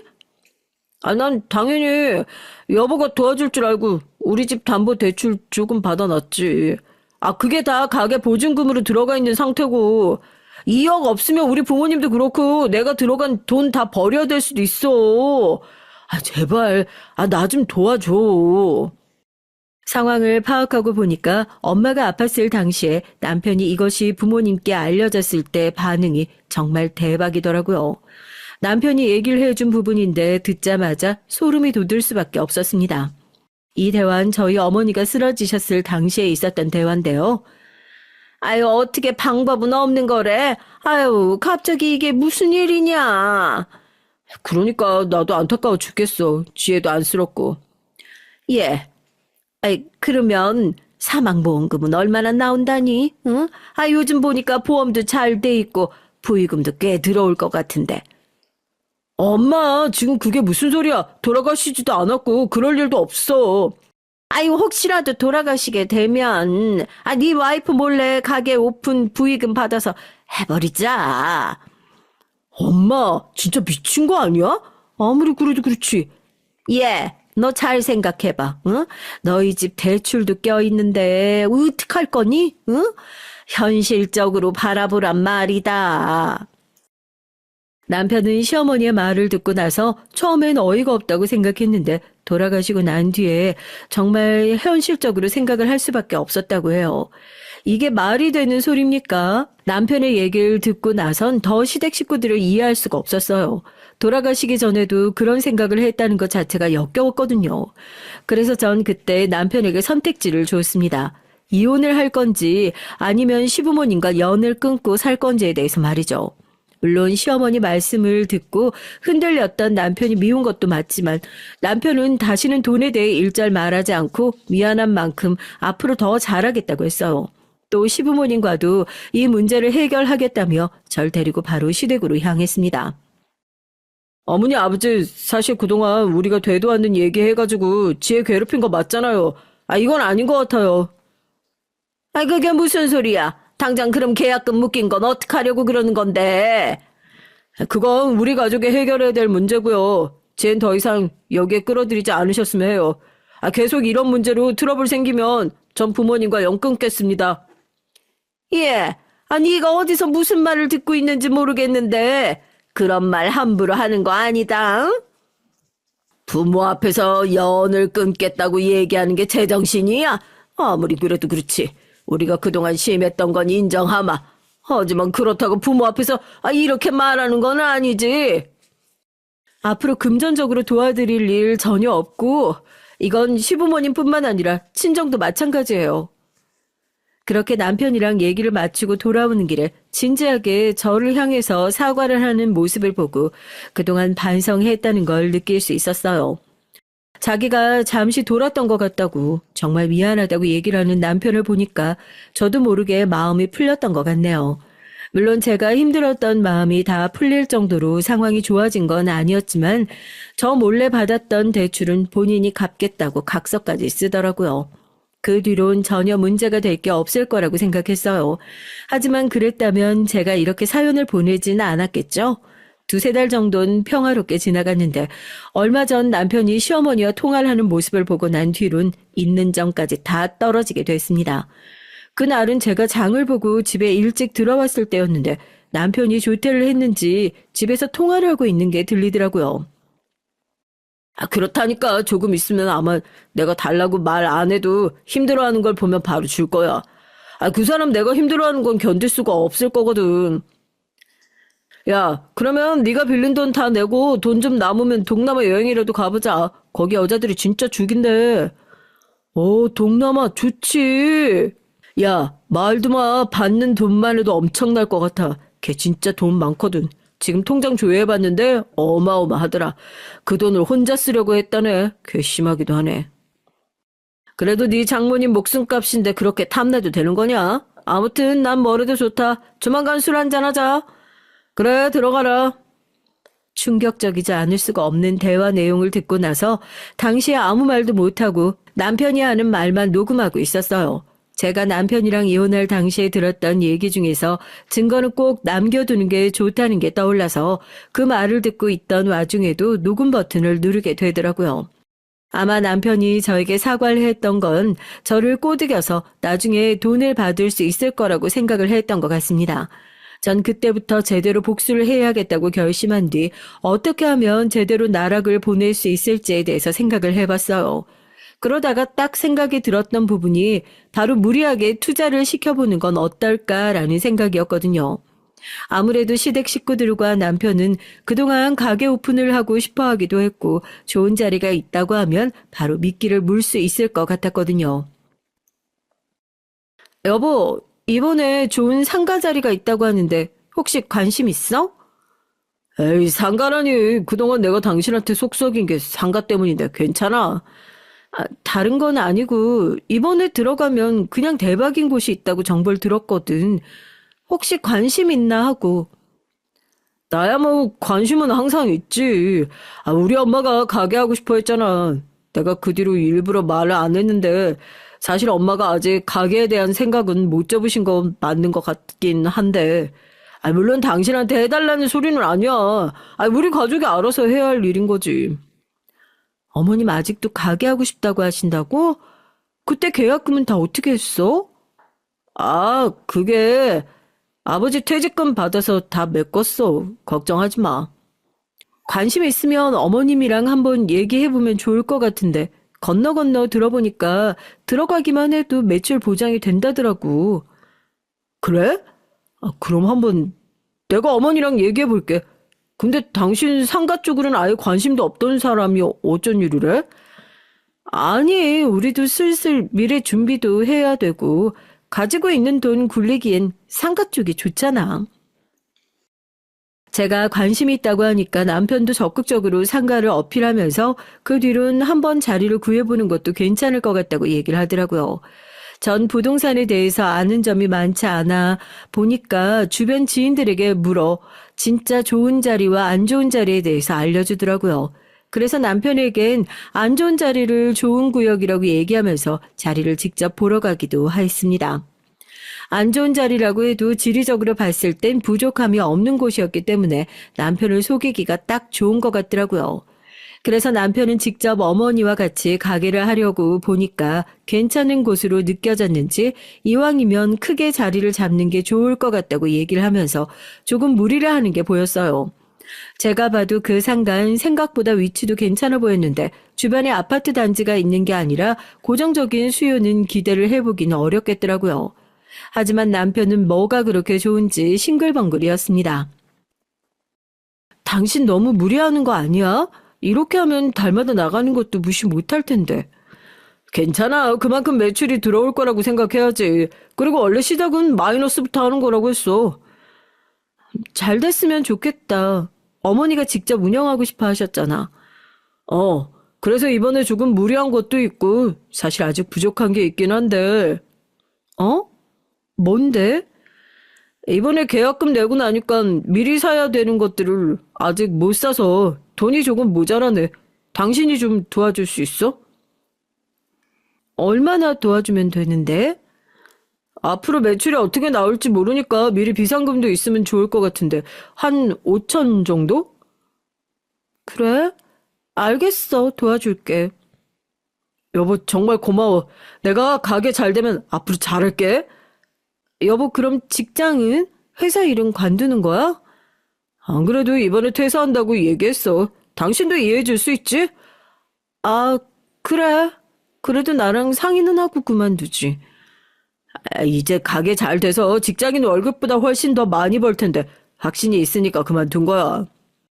그 말을 듣고 나서 더 이상 해줄 말이 없었어요. 잘 다니던 직장을 그만둘 거라고는 생각을 못했던 부분이거든요. 아무튼 남편은 제가 알려준 상가 자리를 매입했고 돈을 빌려주겠다고 했지만 전 그 약속을 이행하지 않았습니다. 계약하는 날이 다가오자 남편은 저에게 전화를 하면서 돈을 주냐고 닥달하기 시작했는데요. 오늘 계약 날인 거 알지? 잔금도 내야 하고 이것저것 사야 하는데 돈은 언제 될까? 무슨 돈? 나한테 맡겨둔 돈이라도 있어? 아니 당신이 나한테 5천만 원 빌려주겠다고 했잖아. 아, 미안. 그거 안 될 것 같아. 아니, 그게 이제 와서 무슨 소리야? 나도 당신 말대로 미래 준비하려고 건물 좀 사다 보니까 돈이 별로 안 남네. 뭐? 네가 건물을 샀다고? 아니, 많이 빌려준다고 한 건 빌려줘야지. 이제 와서 그러면 어떡해? 5천만 원 정도는 당신이 충분히 마련할 수 있잖아. 그리고 앞으로 나한테 연락 안 해줬으면 좋겠어. 그게 무슨 소리야? 연락하지 말라니? 말 그대로야. 당신이랑 같이 살 이유가 없어졌어. 생뚱맞게 그게 무슨 소리야? 당신 얼마 전에 당신 친구랑 전화하면서 이런 얘기 했었지? 내가 당신이 힘들어하면 무조건 돈을 보태줄 거라는 말. 솔직히 힘들어하면 당연히 도와주겠지만 당신은 여전히 날 돈으로 보고 있더라? 여보, 그거는 그냥 친구랑 농담한 거야. 남자들이 원래 그런 농담을 좀 해. 누가 자기 와이프를 지갑처럼 여기면서 친구한테 그런 식으로 말을 해? 난 도저히 같이 못 살겠으니까 앞으로 잘 살아. 가게 준비 잘 하고. 아니 당장 돈이 없는데 오픈을 어떻게 해? 이럴 줄 알았으면 나도 데뷔를 했을 텐데 오픈에 필요한 것만 조금이라도 도와주면 안 될까? 내가 엄마한테 그런 소리 떵떵 쳐놨단 말이야. 그건 앞으로 당신이 해결해야 할 문제지. 그리고 혹시나 해서 하는 말인데 건물 같은 건 넘볼 생각도 하지 마. 그동안 그렇게 돈을 안 주려고 하더니 결국 네 배나 채우려고 그런 거였네? 전 그대로 이혼 서류를 준 채 밖으로 나왔어요. 그 집은 제 명의가 아니었기 때문에 주변에 구해준 아파트로 들어가게 됐고요. 하루가 멀다 하고 남편은 저에게 전화와 문자를 하면서 제발 한 번만 용서해달라고 했고 그동안 남편에게 정이 제대로 떨어졌던 전 더 이상 이혼을 미룰 수 없었습니다. 절차대로 이혼을 준비하게 되고 처음엔 힘이 드는 시간이 있긴 했지만 저를 돈으로 보는 사람과 더 이상 같이 살 수는 없었기 때문에 마음을 다잡으면서 시간을 보내봤어요. 얼마 전에 접하게 됐던 소식으론 남편이 오픈했던 가게는 생각보다 잘 안 됐고 오히려 빚만 떠안게 됐다는 소식을 듣게 됐습니다. 아무래도 저희가 동창이다 보니까 주변에 자연스럽게 얘기가 들리는데 저희가 이번에 이혼한 걸 아는 친구들은 몇 명 없거든요. 아는 친구들은 저를 위로하며 오히려 잘 됐다고 얘기를 해주고 저도 더 이상 돈 때문에 스트레스를 받지 않으면서 생활하고 있습니다. 그 뒤로도 남편은 지속해서 저에게 연락하며 돈이 많으면 도와줄 수 있지 않냐고 얘기를 하면서 차용증을 쓸 테니 돈을 빌려달라는 연락을 지속해 왔어요. 그래도 몇 년 동안 함께한 사람인데 아직까지 돈으로 보고 있다는 것도 참 씁쓸하기도 하네요. 그렇게 망했는데도 아직까지 사업을 고집하는 걸 보니 정신을 차릴 것 같진 않아 보여요. 그리고 시어머니도 마찬가지로 이혼하겠다고 하니 노발대발하면서 연락을 해오셨는데요. 그대로 차단하고 무시하니까 더 이상 오진 않네요. 엄마 부의금으로 들어온 돈은 가게를 구하는 데 쓰려고 하셨다는 것도 이미 정이 떨어지는데 그동안 잘 해주셨던 것도 아니라서 쉽게 마음을 정리할 수가 있었습니다. 가장 가까운 사람이 그렇게까지 저에게 상처를 줄지는 몰랐는데 이번에 엄마가 돌아가시고 난 뒤로 정말 믿을 만한 사람이 없다고 느낄 수밖에 없었어요. 가장 가까웠던 시댁 식구들도 남편도 결국엔 저의 돈을 노리고 잘해준 거라고 밖에 생각이 되지 않더라고요. 아버지께도 이런 사실을 말씀드리니까 처음엔 놀라셨지만 제가 상처를 더 받는 것보단 빨리 정리를 하는 게 낫다고 얘기를 해주셨어요. 요즘엔 제가 매입을 했던 건물은 오히려 잘 돼서 전보다 여유가 더 생기게 됐어요. 이러한 소식이 남편 귀에 들어갔는지 한 번은 저에게 장문의 메시지가 도착하기도 했습니다. 하지만 이미 그땐 제가 정리를 다 한 상태였고 더 이상 흔들릴 일도 없었기 때문에 더 이상 연락을 하지 않고 잘 살았으면 좋겠다고 답장을 전했거든요. 그 뒤론 더 이상 연락은 오지 않고 있어요. 저의 결혼 생활은 여기서 끝이 났지만 그래도 후회하지 않아요. 엄마가 제 앞으로 남겨주셨던 돈도 지킬 수 있었고 또 절 진심으로 생각해주는 사람을 거를 수 있는 계기가 되기도 했습니다.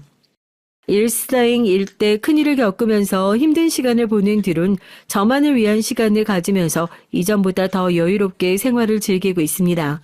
아버지도 그렇고 저도 봉사 다니면서 오히려 남한테 베풀면서 사는 삶을 살고 있어요. 남편도 사실 그렇게 절 이용하려는 마음을 먹지 않았다면 자연스럽게 제가 도와줄 수 있었을 텐데 그 부분이 참 안타깝기도 해요. 부의금을 본인의 돈으로 쓰려고 했던 시댁으로부터 벗어나니까 이제서야 마음이 놓이네요.